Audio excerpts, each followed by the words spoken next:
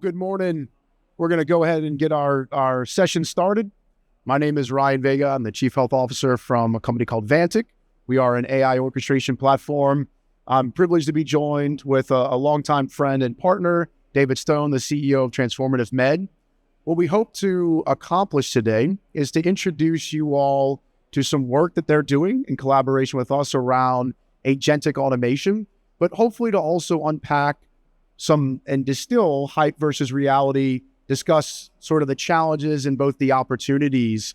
And so we really want to start by introducing TransformativeMed to give you all an understanding of the company. It's something I've go back to my residency days and use. So David, tell us a little bit about both the history of the company, sort of the early days and where you are now. Yeah, absolutely, Ryan. And thank you. I've been doing healthcare technology for probably 20 some years at this point. And TransformativeMed's really focused on how we bring clinical and operational solutions that are embedded into electronic health records, and doing that to improve the EHR experience and to close clinical and operational gaps. And when we talk about what we're doing in that EHR space, we're mostly focused on the hospital today. And so that's everything from rounding, pre-rounding prep, handoff, discharge coordination, real-time health. We've been doing this long enough with our course platform that we've got a bunch of pre-built solutions really across kind of the entire care team. And Ryan, I believe when you used our applications 10 years ago as a chief resident, we're mostly focused on the physician. And I think maybe you could tell us just a little bit about that. Yeah, I think part of it is there's so much about the care delivery process and the operational side of medicine, even as a provider, that isn't really seen and thus isn't thought about, or it's too expensive for one entity to really solve what I call all the micro workflows. So how do you make my morning easier by giving me the information I need to understand which patients to see first and what happened overnight? Because there's all of this manual work that still happens, and the ability to automate a lot of that for the provider side is really how we gain levels of efficiency. And so I go back to 2014 is when I really started using cores. We touched every part of it because it was easier to grasp information while I'm rounding on my phone than it was to push a giant computer around. Or it was easier to use secure messaging in a workflow where I knew which surgeon was covering my particular patient today. So sort of these small kind of micro workflows that actually really unlock a lot of the efficiencies. And I think that's what we really saw was it was within the EMR or the context of the workflow, but it was in the modality that I needed as a provider and met me really where I was. Yeah, and I think what's really important for today is the concept that, while we started with the physician, we've moved into enough of the allied care team's workflows that we have the foundation to think about taking legacy workflow and applying agentic automation. And that's going to be a key kind of lesson and topic for today is if you're going to automate something in a complex healthcare setting, you can't just rip and replace and build it from the ground up. You have to leverage the legacy workflows. You have to be in the workflow. You have to have eyeballs along with data. And I think we've got a really unique opportunity we're going to talk about here and how we've partnered with Vantiq to very quickly start layering on automation that Gen AI and the agentic AI movement's making possible, but doing it in a way that works for real end users. And so hopefully that's the takeaway for today. So talk a little bit about what you see as sort of the pressures and what's driving what I call sort of the bona fide need for these types of solutions. And I think you have a lot of them here. Certainly health systems are facing a lot of financial pressure that's largely driven by accelerating labor costs or shortage in labors, but also tech really struggles to understand the complexity of the workflow because it's not a single workflow. It's multiple clinicians and providers and patients interacting with different workflows at different times with different modalities.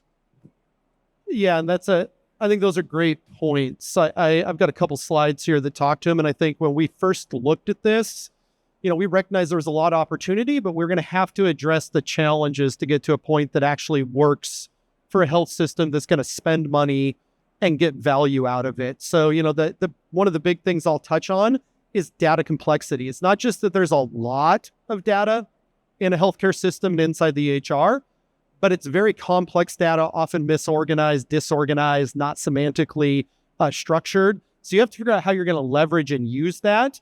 And then you're going to have to apply, whether it's generative summarization or agentic automation, to where people are actually working. The specialist in the hospital is consulting, the overnight provider, the provider who's coming in on service, the provider who's coming back in overnight, they've got different needs. And then you get into all the rest of the team, the case managers, the nurses.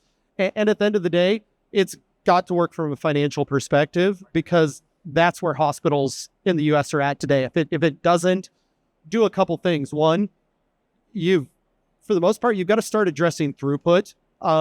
That's what the CFO cares about. If you're not getting better health system utilization, we focused on making doctors happy in the past, but today that only goes so far. So I think as we look at keys to success, it's addressing automation that it tackles non-clinical FTE costs. So you can make clinicians more efficient, but they're not happy to be told just go see more patients. But a hospital system is a big, complex iceberg. Under the surface, there's lots of people doing operational project management type of jobs that have the capacity for some level of automation and maybe even freeing up people to do real clinical care. And then the last one we looked at, and Vantiq plays a key part of this, is how do you deal with the compute cost realities of generative AI today? If I just throw every cool thing at the wall that Gen AI can do, historically, I would have been worried about going out of business. So, we're looking at how do we do this in a way that works for real users while doing it in a way that's going to be financially sustainable. And Vantiq is really key to helping us do that. Yeah, I think one of the things that people are struggling with is this total cost of ownership, right? It's not just the actual software, but then it's also the compute costs. And if I'm doing a number of transactions and throwing enormous amount of tokens at a generative AI model just to get a chart summarization, a health system at some point is going to go, look, it's just not valuable for us anymore to be paying for that, even if it makes you slightly more effective or efficient. So I think we've got to be thinking about how we're minimizing that total cost of ownership and tricks and techniques that we can do to make these systems more cost effective, affordable, and then getting them again into where clinicians need them most. So David, what are you actually doing? Let's kind of dispel sort of the hype, but what are you actually doing right now and where does this go? Yeah. So, great question. I think there's a ton of opportunity, but we had to pick something that's the perfect spot to start, hopefully perfect. And for us, when we looked at the hospital system, the biggest thing we hear again and again and again from the CFO or anybody that's trying to get something through purchasing is get my patients out the door and home faster. So we focused on the discharge throughput process. Very natural for us. We've done bits of this in the past, but it's ripe for automation. Everybody tends to think that you go to a hospital, you sit in a bed for a while, they do some tests, maybe you had surgery, and then you go home. And the nurse or the doctor shows up at the bed and says, awesome, you're going to go home. But that's not really how it works. There's a massively complex care team with multiple individuals. So you might have the attending, whoever was covering overnight. You've got the nurse, the case manager, social work, rehab. You've got to figure out who's going to drive them home. You've got to deal with patient placement if they're going to a nursing home or a SNF. And the reality is health systems require social workers to act as either case manager or discharge coordinators to basically collect and orchestrate all of that information so you can figure out this patient's going home in the morning, or they're going home this afternoon, or they're going to go home tomorrow, and making it actually happen. So we basically have folks out there that are reaching out, collecting information, and that are reminding people to take action on time. And this is a perfect opportunity for automation. So what we're looking to do is basically, to some degree, replace, but really free up social workers to move into much more valuable space for hospital systems. So instead of having them doing operational communication coordination, allow them to do post-acute care coordination, allow them to do real social work, And so what we're bringing in are agents on top of our existing workflows that can do things like reach out to providers, clinicians, ask the status. Do you think they're going to be ready to go home today? Do you have pending tasks? Are you going to get it done now? They can remind them, we think the patient's going home before noon. Can you get your orders in? Are you going to get your med education done? And with our deep integration, we can even do things like, hey, do you want us to queue up the discharge orders for you? And you can go back and sign them later, but we're going to reduce that barrier and friction to get it done on time.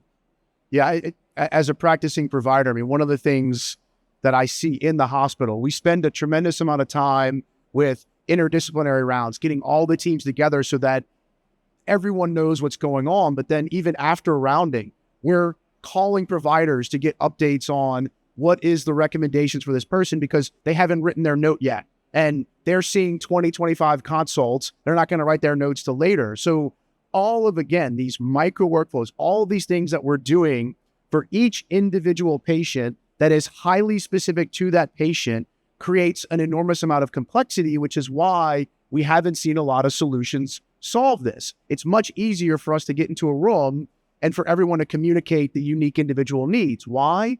Because to program this would be absolutely impossible.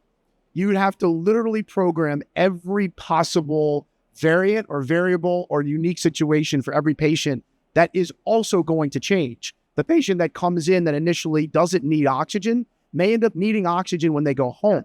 So how does software actually handle what is non-deterministic, what I can't always predict? And so I think this gets into the real meat of the synergy between us and the ability to build that orchestration now deeply into the workflow. Exactly. And I'll talk about kind of how we're approaching the technical challenges here and how Vantiq fits in. And I think it's dealing with the reliable adaptability of the agents, but it's also, as a company, how do I do this in a way that's much faster? So I think the one thing we're recognizing is that the barriers to LLMs as a core technology is pretty low. But how do you pull it all together and move faster in the market? Because everybody is going to some degree, be supercharged with that LLM capacity. It's not technically challenging. It's magic. Right. But figuring out how to put it all together and do it fast, that's the key. So when we looked at tackling this problem, we basically hit on three core challenges that I'm trying to address with Vantiq. So one is compute cost strategy. How do I build out a middleware platform, or in this case, find a partner that has something that I can use now that's going to allow me to do this in a way where I just don't have to keep throwing data at LLMs where their incremental compute cost eventually adds up to a lot of money. How do I take the unstructured data of the EHR and turn it into semantic bits of information? Essentially, I think of them as Legos. Vantiq is helping us break down those pieces so that I can reuse them very efficiently without just throwing tokens at an LLM where the compute cost is over the top. And then how do I apply that to the asynchronicity, the real world use cases where I can't just schedule a job that happens at 8 a.m. because I don't know when the team's going to show up and talk to each other. You talked about interdisciplinary rounds. I can't even get them in the same room together half the time. Or like maybe they talked about 75% of the patients, but for these ones, the doctor's off the floor. How do I reach out in real time, collect information so the team knows what's going on, as opposed to waiting till like 4 p.m. and finally talking about it? And then for us, this is a very high level approach to how we're thinking about Vantiq solving our data management pipeline problems that turns into a real semantic and gen AI enablement approach. So what we're doing at the high level is thinking about how we ingest EHR information with the Vantiq platform at the edge, and basically then leverage LLMs to automatically extract and build the reusable, categorized semantic building blocks that are going to go in to the agent's actual workflow. So I don't have to throw just a huge record at it that's raw. I can give it the pieces it needs in real time. And Vantiq is going to allow us to do some really cool, unique things that I could have built. It just would have taken forever. Like, can I leverage NLP, but use LLMs to train it to extract information at even a lower compute cost. Vantiq gives me that capacity. And then downstream from that is I build these interactive agents where I'm going to have to reach out to case managers. I've got to reach out to rehab. I've got to reach out to doctors, consultants, nurses. They've each got different personas, different things they're communicating about. I've got to get them to understand it and then coordinate in an adaptive way. And Vantiq's giving me that capacity to have many agents. They're going to orchestrate and coordinate and work together. And they're going to be able to do it by leveraging your real-time data infrastructure to make that compute cost reasonable.